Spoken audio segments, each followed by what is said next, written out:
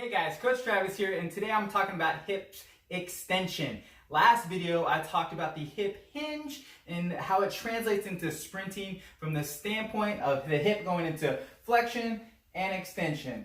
Easy peasy, right? Well, I see athletes time and time again having this lack of hip extension simply due to a shortening or just kind of a weak or unstable front side of the hip. Now those are the hip flexors and the hip rotators. Now this hip, it doesn't just go front to back. It has the ability to rotate side to side. We have this internal rotation and external rotation that provides a lot of stability and just efficiency as you go through flexion and extension.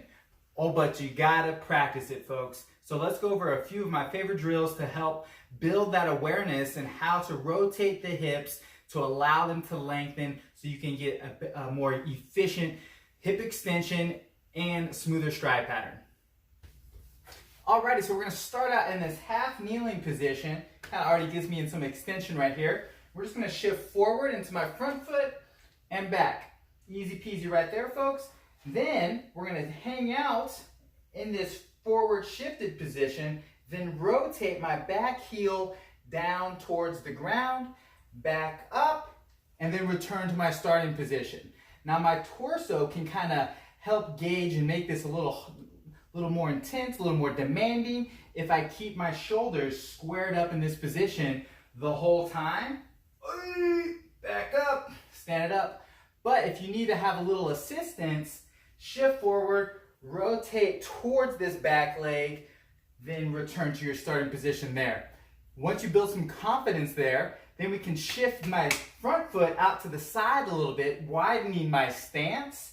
Shift forward, rotate, easy peasy. Get a little bit more groin action in that psoas. Woo! Then just easy right back out of that. Once you can do about 10 or 20 reps a leg, moving and grooving nice and smooth, should allow those hips to open up a little bit more. And then once you have some confidence there, then we can go to this little sumo stance. Little sumo squat, and I'm gonna drop, my toes are out like so, dropping this knee down to the ground.